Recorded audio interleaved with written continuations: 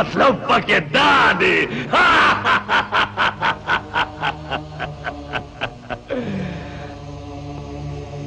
انسان भाग कर किधर भी चला जाए, जमीन का 7 तहों में, आसमान का बुलंदियों पर, समंदर का गहराइयों में किधर भी छुप जाए, मौत उसको ढूंढ लेता है। गुलबाज अभी बच्चा है, वो उसका सर क्या काटेगा? सर उसका काटेगा ज़ीरा खान।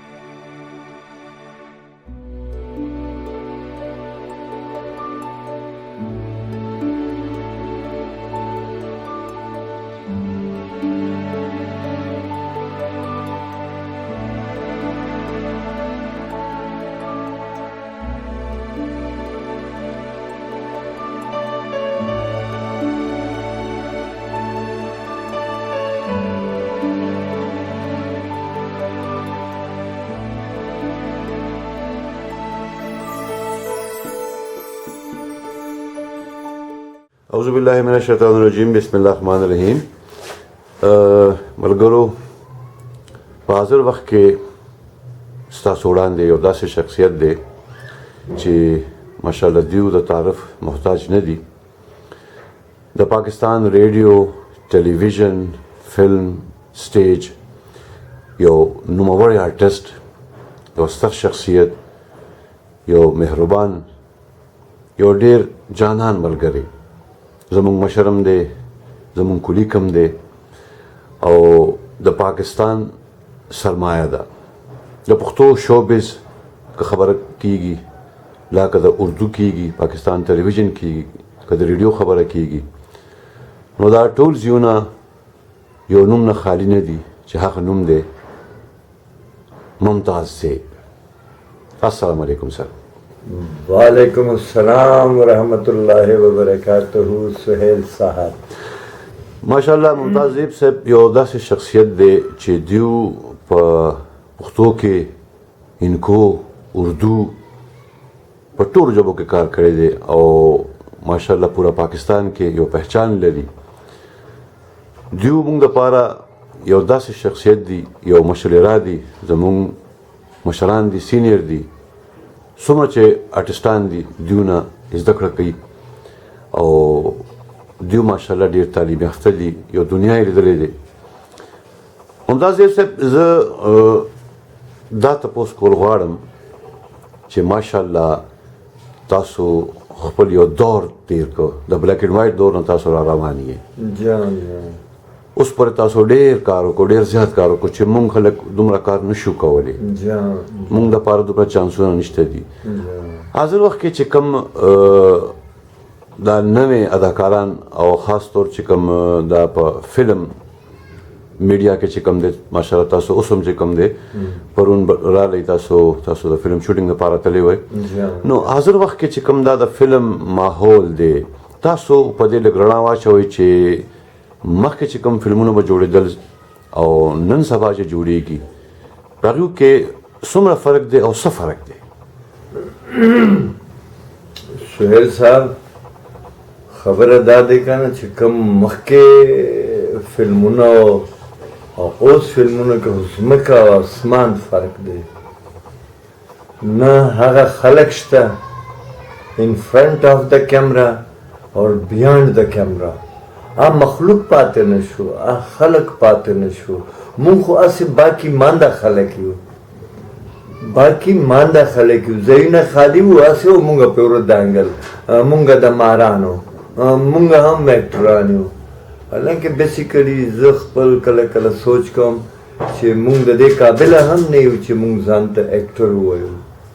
پخوا چې کوم ایکټران وو غټ غټ ایکټران به وو غټ غټ رایټرز غټ غټ ډایرکټرز او د هغوی سوچ هغوی انداز او هغه بابر شریف او هغه محمد علي او هغه آغا تالش هغه وحید مراد او هغه رنگیلا او هغه خلک څه شو هغه ټول لاړل او هغه خو اوس هېڅوک پاتې نه شو پاتې شو مونږ خلک او مونږ بس هغوی بدنامو هغوی روح ته تکلیف رسو د هغوی خلکو چې څه کړي دي د ملک کې یو نوم پیدا کړی د ملک دپاره یې ډېر څه کړي قوم ته ډېر ښایسته انټرټینمنټ کې به بهترینې خبرې ښودلې فن و ادب بولا کیسے جاتا ہے ادب سے بولو گے ادب سے بات کرو گے بات میں وہ الفاظ پیدا کرو گے کہ جن الفاظ میں ایک محبت بھی ہوتی تھی طنز بھی ہوتا تھا اور نصیحت بھی ہوتی تھی اور پوغے کے بیو لار بہم خودلا نو آخو پاتے نشو من خوص بس دی کانے میں پجیب کے دا تو ڈائلاگ وائے نو زہم درتا دستی کانے میں بھی مطلب ڈائلاگو کانی پسور کے ڈس تاول ما تو ڈس ما ولے اور بس دی تمانچا دا اور ٹوپک دا اور ڈاس ڈاس نو مونگا اس غاٹ ایکٹرانیو پر میں اس کے سکو قوم مونگا تباہ کو جنریشن مونگا تباہ کو ملک مونگا خراب ہو دنیا مونگ پورے خان دی فن و ادب خو مونگ لاړو خخ مکو او مغی ایکٹرانو سرا او غی رائٹرز او شاعرانو او میوزیشنز او ڈائریکٹرز او کیمرامینز and those people has gone فن و ادب مونگا غی سرا خخ کلو اگا کتابونو ما خخ کلو او اوس تا بے فن او بے ادب نو بے ادب او بے فن که خبرې کو د خرغوانې به کوو ساوند به مې ته د خره نه به بدتري چې په بل به ډېر بد لګي که خنداګانې به پکې کوو نو دومره بدترینې به وي چې کور کې بچو ته مور وایي چې بند کوي انډیا ولګوه انګلیش فلم ولګوه پاکستاني چې نه ولګوې څوک مور پلار با ادبه خلک نه غواړي چې هغه زمونږ فلمونه وګوري او زمونږ خبرې واوري او د دوی اولاد هم بې ادبه شي تاسو ماشاءالله ډېر صحیح خبره وکړله همدغه یو افسوسناک خبره ده نو ممتاز صاحب په دې هکله اوس کوم داسې یو طریقې کار دی چې موږ خو په دې پوهېږو چې دا سکرین چې کوم دی خاص طور دا سلور سکرین دا سینما چې کوم ده دا خو یو داسې انقلابي میډیم دی چې په دې ځای باندې ډېر غټ غټ انقلاب هم په دنیا کې راغلی دی داسې فلمونه جوړ شوي دي خلکو کتلي دي عوام هغه فالو کړي دي نو موږ چې کوم اوس حاضر وخت کې د وخت یو ضرورت دی چې د سوشل میډیا د فلم لاین نه ټي وي نه موږ کار واخلو نو تاسو به څه سجیسټ کوئ چې څه طریقې کار کوم رنګې شیونه جوړ شي څوک د سرپرستي وکړي سیاسي سړی به سرپرستي نه کوي نمبر 1 پالیټیشنز ماحول خرابوي بدماش به سرپرستي نه کوي بدماش به سرپرستي نه کوي په دې کې به د فن و ادب وال خلک چې کوم انتهایی با ادب اور با ظرف خلک هغه به سرپرستی کوي بیا به ګورمنټ کې به زه څه ووایم چې بیا به هغه پالیټیشنز راځي دی ول بیا منسټرز چیف منسټر گورنرز دا یا خو بیا سټیټ کوي سټیټ اور سټیټ کې هم مسائل شته دي ډېر مسایل دي ډېر مسایل تاسو څه وایئ چې دا اوس به لږ دا شی لږ نور به لږ راغونکو چې آیا دې کې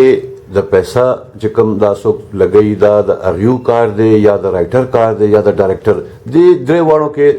په چا باندې زیاته ذمہواري ده چې دا یو داسې شی جوړ کړي چې عوام ته اصلاح زده کړي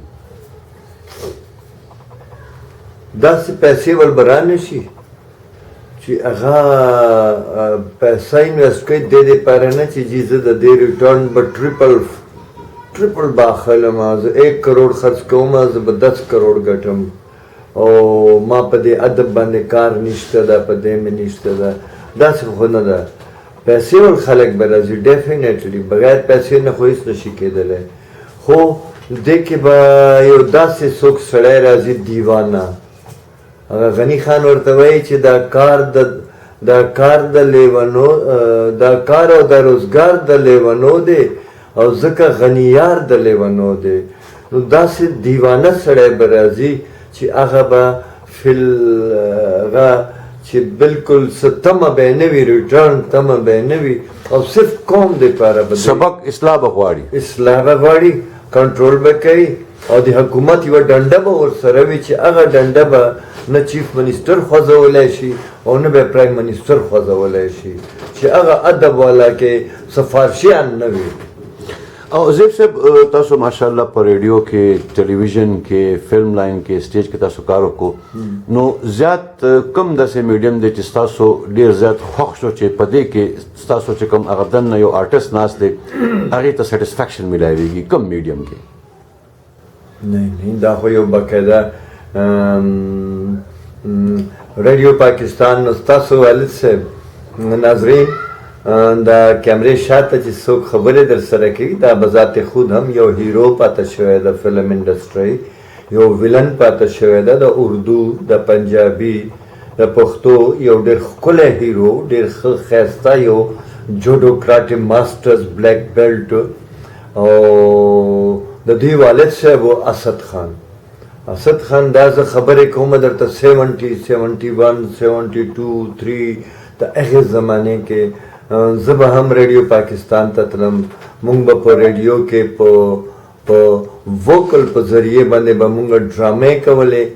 او په ساوند باندې به مونږ ډرامې کولې نو دوی والد صاحب هم مونږ سره و مانه ډېر سینیر و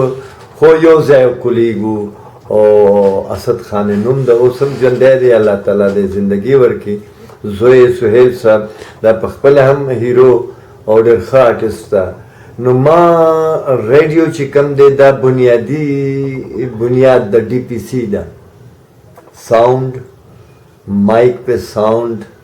किस तरीके से कहाँ से कितनी दूर कितने करीब सुनने वाला बुरा न समझे ब्याह बाद कैमरे तक खबर राला कैमरा स्टा एक्सप्रेशन आली साउंड खुद आली स्टा एक्सप्रेशन आली नो आगा ब्याहता यो सेकेंडरी गशवला चलकत उस एफ ए पर एंटर तराले ब्याह बाद फिल्म इंडस्ट्री बया यो यूनिवर्सिटी दा यूनिवर्सिटी फैकल्टी फिल्म बया यो वसी यो स्क्रीन और वसी सोच और वसी अंदाज बयां दा नो दा टोली कनेक्टेड दी डिग्रियां ने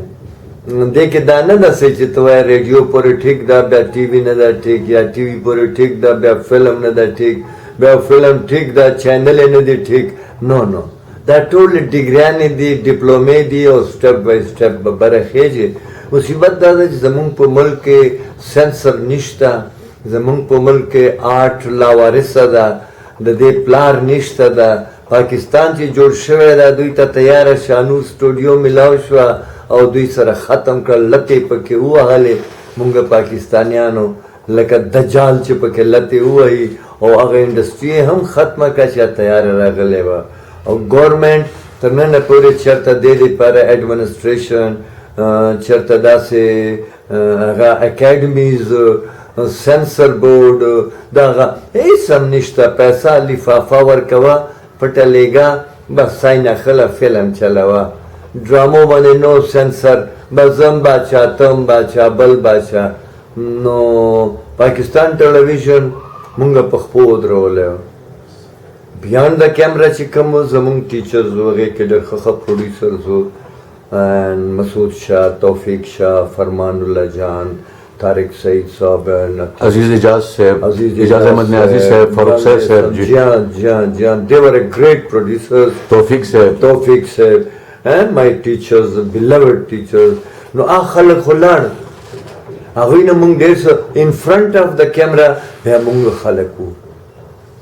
کا زوم کا ودود منظر صاحب بہو کا نجیب الانجم بہو کا جاوید بابر صاحب ارشد عباس صاحب ارشد عباس دو کا ارشد عباسی دو کا سید ممتاز علی شاہ ہو کا سید سردار بادشاہ دو کا شہین شاہ دو یعنی یہ ویل تھارو جنٹل پیپلز اینڈ تھارو جنٹل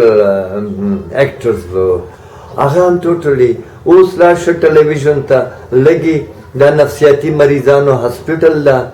ہسپتال دا دلتا او ټول دننه پکې ذهني مریضان ناستی بابوگان راغلی دی انویژر اگر سوچ اگر چوتھے پانچویں آسمان تک سوچ رکھنا واپس آنا کلیکٹ کرنا انویژنز لینا پھر ان کو ذہن میں پھر کینوس کے ذہن سے پھر پیپرز پہ پھر پیپر سے دوبارہ پھر ان پریکٹیکل لانا ان کی سلیکشن کچھ بھی نہیں ہے. کیا ہے پی ٹی وی پشاور میں ہم لوگوں نے اس کو وہ مقام دلایا کہ جناب پورے ملک میں پشاور ٹیلی ویژن ایک نام رکھ گیا. اس لائٹ سے پشاور تک گورنمنٹ پیسہ نہ ورکوي ټکا نه ورکوي بیکاز خلک لاړه او دا نور په بیک ډور باندې راله کړکیو نه راله زه بابو برتی کېدلم هلکه ایم پی اے صاحب سیټونه خو نو نشته مطلب مین تو سے خو بس گاڈ اللہ ہم کو معاف کر دے.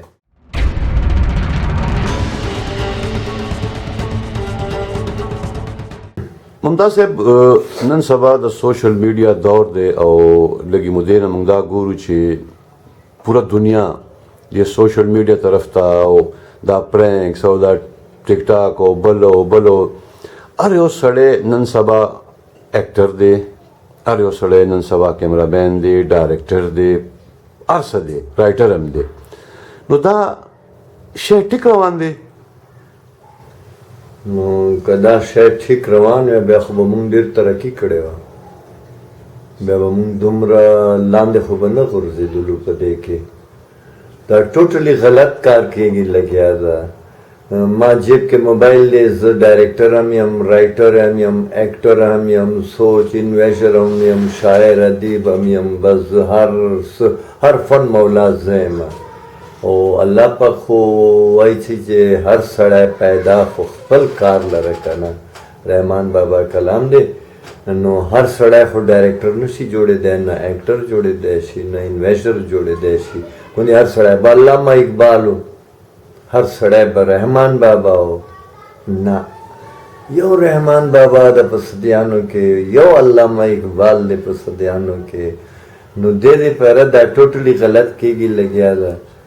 او دې دپاره ما درته وویسي چې څه نه څه اوس دنیا کوي ټیک د بهر ملکونو کې هم کوي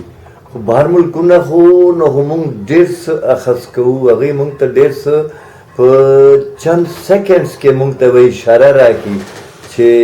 روډ ټو لایف خو هغه روان دی د ژوند لاره خو هغه ده او دا مونږ چې کوم کوو لګیا یو دا خو ټوټلی غلط کوو لګیا یو مونږ به د خپل قوم تذلیل کوو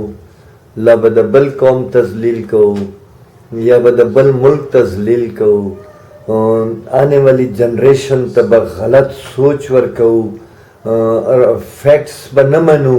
حقیقت به نه تسلیمو او داسې خبرې به کوو چې یعنی هغه حقیقت سره څه تعلق هم نه وي نو بل بدراه کول گمراه کول او خپل قوم غلطول نو دا ټوټلی غلط کېږي لګیا ده. یعنی اوس تاسو یوه خبره وکړه چې لکه یو ټرین سره یې جوړولو ټیک ټاک او هغه دومره نږدې او ټرین خو ډېر پاور وي هغه سره خو ډېر پریشر وي هغه ټرین چې پرې راغلی دی نو هغه ټیک ټاک جوړولو والا چې خوځولی دی نو درس هغه پوړی سره لګېدلی دی او ختم شو ډیډ. همدغه شان جی تمانچه نیولې لکه ټیک ټاک جوړوو هسې او چې ګوته ورکړې ده نو درس ګولی سړی هلته تللی دی. دا خو ټول جاهلانه بیوقوفانه یعنی د نور قومونو ته دا ښودل دي چې موږ پاکستاني ډېر جاهل قوم یو په هېڅ هم نه پوهېږو او غلط کارونو ته موږ ټیک وایو او ټیک کارونو ته وایي دا خو بل قوم کړی ده دا غلط ته جي دا مه کوئ دا مه ګورئ دا علم مه حاصلوئ دا پردی دا زموږ دشمن دی. نو چېرته په اسلام کې خو دا نه دي راغلي تا ته اسلام کې خو هر هغه خبره چې اخلاقیات سره تعلق ساتي، انسانیت سره تعلق ساتي، زده کوه. انسانانو نه زده کېږي یو بل نه او مخې ته ځي. نو بهرحال دا خو ټوټلي غلط کېږي او هغې وجوهات دا داسې چې مونږ لاندې نه 1900 تر بره پورې مونږ سیاستدانان شو، ټوټلي سیاستدانان شو. زه هم په سیاست خبرې کوم، په دا نه پوهېږم سیاست څه ته وایي. همدا ته وایي که نه. ووټونه چې اوس راځي، هلکه ممبر صاحب 15 لکه راکړه، به د دې مالې ووټونه ټول ستا دي، د چا پلار به هم ټوټ نه وکړي، دا تمانچه دا ټوپک ووټونه ورکړي جي 15 لکه راکړه جیب کې واچومه. نو دا سیاست دی که نه؟ نو دغه شیونو مونږ قوم خراب کو، ملک خراب کو. آنے والی جنریشن چې کم قابل خلک و، کم روغ خلک و، هغه غریبان د یارې نه په کمرو کې بند شو، کورو کې بند شولو. هغې بار وتلی نه شو چې بار بدماشي ده او کنټرولنگ اتھارٹی کوئی بھی نہیں ہے، کچھ بھی نہیں ہے. او کله کله زه سوچ کوم صحیح چې زمونږ قوم ته پکار دي چې فی الحال داسې مشرف ټایپ سړی ناست وی او یو 20-25 سال او دا جنریشن 20 سال ٹرینڈ شوی دی چې پالیټکس کسے کہتے ہیں. بیا پالیټکس اسلامی پالیټکس، اسلام ته اجازت چې کم درکوي د انسانیت پاره، سړیتوب پاره، دې پاره نه چې ته کرسۍ اقتدار او جناب حضرت عمر صاحب ته دغه پوشاک ور واچول. نو حضرت عمر صاحب ورته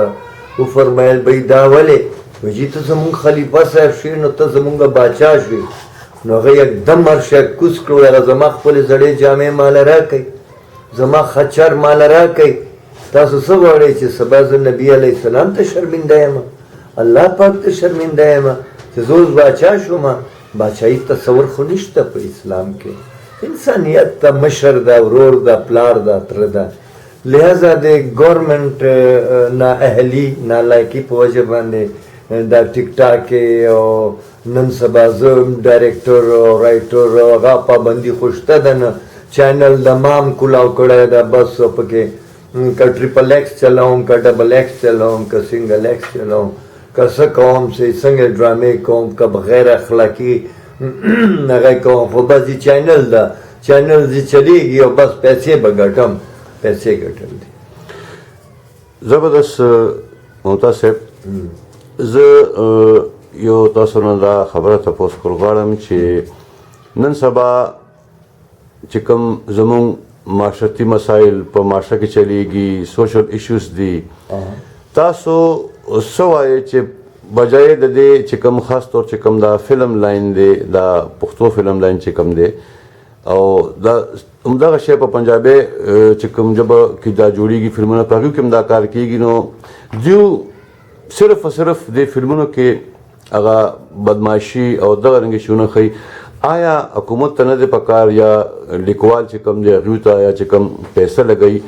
یا ډایرکټر ته هغوی ته دا نه دی پکار چې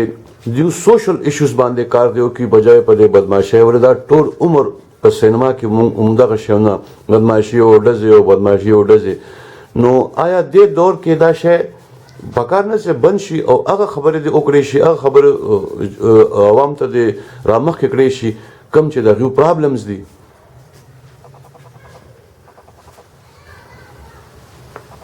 دا خو ستا سهیل اساسات تاسو ډېر بهترین کوېسچن وکړو. خبره دا ده چې اول خو ما تاسو ته وویل چې فلمونه جوړی څوک؟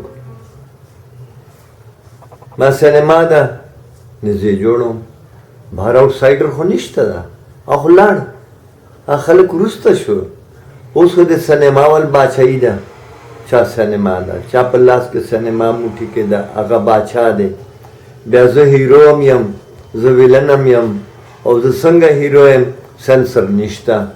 اخلاقیات معیار نشته، پیمانه ختمه شوه چې هغه کوم اکټرز به وه یوه پیمانه به وه او کوم یو سنسر بورډ به و، هغوی به په هغو اکټرز باندې هم پابندي ولګوله چې د غیر اخلاقي حرکتونه دي، نو لحاظه هغوی باندې به پابندي وه. اوس کوم دي؟ اوس خو نشته دغه شی. اوس خو پښتو چې څومره جوړیږي غیر اخلاقی فلمونه، ټوټلی غیر اخلاقی فلمونه، او هغه خلک یې جوړوي چې کم پیسه ټریپل کول غواړي. خرڅ کوم به زه 20 ګټم به 1 کروڑ،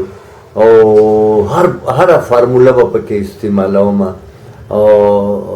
د قابل کتو فلم بنوي څوک پې ګوري جی ګنډېری ول به ګوري رکشې ول به ګوري نو آیا د ګنډېری والا رکشې ول به همیشه همدغه شان جاهلان وي؟ ممتاز صاحب اکثر لا د دې شی الزام آرټسټانو ته ورکړی شي چې تاسو داسې کوئ او تاسو داسې کوئ نو زه خو دا ویل غواړم چې آرټسټ خو یو مزدور وي یو پراجیکټ کې تاسو به څه وایئ؟ بالکل ایگزیکټلی دا د آرټسټ قصور خو نه ده دا خو دغه سینما ول قصور ده او چې کم پروډیوسرز ده او کم رایټرز ده او کم فاینانسرز ده دا خو د هغوی قصور ده او زه خو یو لیبر یم تاسو ویل زه مزدور یم زه چې په کور کې نه ما بچو ته به څوک راکوي ستا ګورمنټ به راکړي ما ته ستا ګورمنټ به ما بچو ته ما تعلیم دپاره میډیکل دپاره هغوی جاب دپاره تو ما ته ووایه چې هر کھلاړیانو خو هغه شته اعزازي جابونه ورکوي ستا ایکټران رایټران ته آرټ دنیا کې کوم یو ته چېرته ګورمنټ چې یو داسې هغه جوړ کړی دی قانون چې اعزازي جاب یې راکړی وی بینک ایکټر له قرض هم نه ورکوي سر بینک خو پرېږده ایکټر نوم نشته ده چې ته شناختی کارڈ جوړوي پاسپورٹ جوړوي جی پیشہ ایکٹر ایکٹر کسے کہتے ہیں سر جی میں ایکٹر ہوں وہ تمہارا پیشہ کیا ہے سر میں ایکٹر ہوں ہاں نو ایکٹر ہوں سرٹیفکیٹ راوڑا سر جی جب سرٹیفکیٹ دا کم دے رہا ہوں آئی ایم این ایکٹر پرفارمر نو سر ایکٹر کی کوئی ویلیو نہیں ہے ثقافت والے تو ہمیں لفٹ ہی نہیں دیتے ثقافت والوں کے ساتھ تو ہمارے لڑکوں نے مل کے کچھ یونٹی بنائی بندہ سلیکٹ کیا بھائی جاؤ ان کے ساتھ باتیں کرو ان کے ساتھ آپ مسائل حل کرو تو وہ تو کلچر والے وہ تو بیوروکریٹ لوگ ہیں مسکرا پڑتے ہیں ہاں جی ٹھیک ہے بالکل ٹھیک ہے چائے پلاؤ جی بسکٹ لاؤ یہ تابے دار غم مت کرو جی بس فنڈ راغو چلاڑو یادا سب بیوقوفان دی ڈمان دیندا سے نورے الفاظ استعمالے غیر اخلاقی کنجر لوگ ہیں میراثی لوگ ہیں تو جب ہم یہ آ گئے تو پھر علامہ اقبال رحمان بابا اور یہ اپنا جو حمزہ شنواری اور بلے شاہ تو پھر یہ لوگ کون تھے شاعر ادیب اور تصانیف تو وہاں سے شروع ہو گئی ہم تو انہی کے انویژنز میں سے جا کر کے نیچے ڈرامے بنتے ہیں ان کے شاعری میں سے ڈرامے بنتے ہیں تو پھر ہم لوگ تو وہ رہ گئے جو وہ کہتے ہیں کلچر والے بھی تو کچھ نہیں دیتے ہاں ہمیں کچھ ملتا گورنمنٹ سے پھر ہم مجھ سے کہتے کہ بھئی اب تم بناؤ کیسے بناؤ گے جی جی ممتاز صاحب دا راته وایي چې تاسو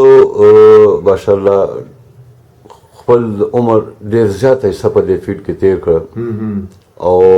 اوس چې کوم دی تاسو هم پرفارم کوئ نو تاسو چې څومره خپل ژوند کې کار وکړو تاسو خپل پرفارمنس یې وکړو تاسو مطمئن یې خپل پرفارمنس نه یاره جی داسې ده چې کوم مه کړی دی پخوا باندې کار تھیټرز کې د 68 کې به مونږ کولو هغه خو بامقصده و بامقصده و قوم ته به مې وایي چې خیال کرو کسی غیر قوم کے سامنے ہاتھ مت پھیلاؤ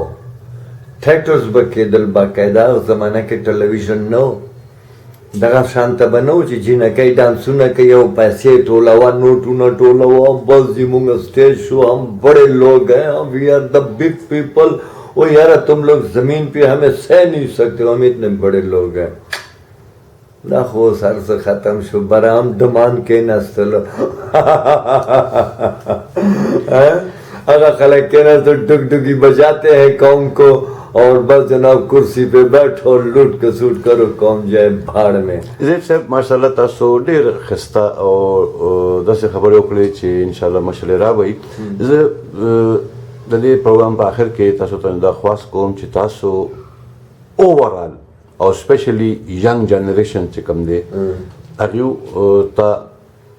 یو داسې پیغام ورکړئ چې د هغوی راتلونکي دا چې څومره ورځې د هغوی فیوچر دی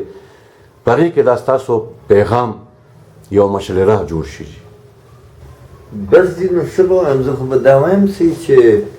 هغه پخواني فلمونه او پخوانۍ ډرامې که هغه وګورئ یا هغه کتابونه ویلی شو سبق مه ویلی چې کوم کې ادب وي چې چېرته مور سره خبرې کوي سترګه ښکته وي په ادب خبره کېږي که چېرته پلار سره خبره کوي نو په شونډو به مسکراهټ وي سر به ښکته وي سترګه به ښکته وي والد صاحب سره به خبره کوي او که چېرته د زمونږ فلمونه ګورئ او دا ګورئ او پلاره او مورې خو بیا زه خو هېڅ نه وایم چې دې قوم نه به نور څه پاتې شي بس یېرېږم د هغې ورځې نه چې در باندې دی خو اخوا نور قومونه را نه شي مونږ ختم کړي چې زه تاسو اوس ادب دنیا نه دومره لرې شو چې تاسو ختم کول ضروري ده او دلته یو نوی قومونه آبادول ضروري شو نو ادب مه پرېږدئ ادب سے بولو ادب سے بات کرو ټالرنس د هرې خبرې کې به چې که یو سړي تا ته لږ سخته وکړه خبره په هغې ته سوچ کوه ته خپل ننه کیوراسټي دننه دومره زیاته که چې هغه خبرې ریسپانس واپسي مه ورکوه که نه مسکرا شه که ښه نه در باندې ولګېدله ګوره کالر مې سم کړو مطلب یاره ستا خبره لکه په ما بده لږ ولګېدله په ژبه مې نه وویله خالي کالر مې لږ غوندې هغه کړلو نو دا ته وایي فن و ادب ټای به مې داسې ورو کړله لږ شانته نو هغه شیونه پاته شو په انګلیش فلمونو کې انګریزي باندې که نه هم پوهېږي فلمونه ګوري هغوی حرکتونو ته چې ګوري هغوی نو هغوی بول بات چیت او هغوی ته نو هغوی نه به څه زده کوي او باقي خو زمونږ خو به دا درته وایم مونږ پاکستان کې خو ته مونږ نه څه نشي زده کولی اوس بې ادبي به زده کوې او دې نه بهتره ده چې مونږ مه ګورئ زمونږ فلمونه مه ګورئ زمونږ ډرامې مه ګورئ زمونږ خبرې مه اورئ او تعلیم کوئ زده کړه کوئ هنر زده کوئ خو ایجوکیشن هم نن سبا په پیسو د جی ډګري به اخلم په پیسو به کینم او بیا به چې کوم د زه ګټم ما 1 کروڑ روپۍ لګولې دي چې زه ډاکټر جوړ شوی یم زه به اوس چې کوم د دا ټولې دوایانې خرڅوم سیول اسپتال والې 2 کروڑ به ګټم هغه به پلار ته ورکوم زه انجینیر جوړ شوی یم په 1 کروڑ روپو بیسیکلي پوهېږم نه چې سیمټ کې سګه څونه وي او شګو کې سیمټ څونه وي په دا نه پوهېږم پیسې مې ورکړي دي تعلیم مې حاصل کړی دی 10 کروڑه به ګټم نو لہٰذا که دغه تعلیمونه کوئ دی نه بهتر ده مې کوئ سړیتوب زده کوي هغه ډېر غټ تعلیم دی سړیتوب به نه پرېږدئ او تعلیم که کوئ نو تعلیم خو اول سړي ته مور په لمنه کې میلاویږي د مور پلار په لمنه کې میلاویږي بیا به سکول کې میلاویږي بیا به هغه تعلیم ته ذهن کې تعلیم وایي څه ته دې ته خو نه وایي چې پیسې ورکوه جناب او ډګریانې واخله په پیسو باندې او جی زه به دغه انډیکیټ والم په پیسو باندې زه به ډاکټر انجینیر زه به غټ افسر جوړ شم په کرسۍ به کښېنم بیا به پاس بره هم چې کوم د زه چیف منسټر ته به ورکم 1 کروڑ زه به دستي دلته انجینیر ولګم جی بیا به ګټم که نه نو فار ګاډ سیک دا کارونه مه کوئ دې نه بهتر ده انپړ اوسئ خپل قرآن شریف وایئ خپل مور پلار خدمت کوئ او چېرته بهر جاړو ماړو وایئ 2 پیسې روټۍ ګټل دي د دنیا دلته نه فنا دی هېڅ نشته دلته نه او بهر ځئ 2 روپۍ ګټئ او بس خپل کور ته یې راوړئ سب سے دی بیسټ وے ټولو نه اسانیزي وي چې هغه مخکې لاره چې کومه ده دا لیول اوریجنل فلم ان قبر نو هغه به درته اسانه وي اینډ دیٹ ډے چې هغه وایي که نه یو ورځ به راځي نو هغه به هم درته اسانه وي نو دی نه بهتر ده چې تعلیمونه دغسې مه کوئ خپل عقل ادب فن هغه زده کړئ اینډ روټۍ ګټئ رزق حلال دعا به دې قبلېږي سجده به دې قبلېږي او صحت به دې هم صحیح وي او که حرامو پسې ځئ نه به دې دعا قبلېږي نه به دې سجده قبلېږي که مسلمان یاستې ځان ته به یې هغه ته خو څه پروا نشته د هغه خو ویلي دي به شیطان ته وایم د لمنځونه یې واله ځان سره یې یوسه دی هم بوځه زبردست تھینک یو ویری مچ ماشاءالله صاحب تاسو چې کوم خبرې وکړلې زه امید لرم چې څومره د کتونکي دا به ګوري نو په هغې کې به دوی ته ډېر څه میلاویږي صرف ضرورت د دې شی دی چې هغوی دا هر څه چې کوم دی په غوږونو نه د زړه په غوږونو باندې دا واوري ستاسو ډېره مننه یو جهان مننه اللہ عزت ہوگا عزت مند اوسئ جی تھینک یو ویری مچ سہیل اسد خان ود یور فرینڈ ود آل ناظرین اینڈ ټولو مینه والو ته السلام علیکم ود لو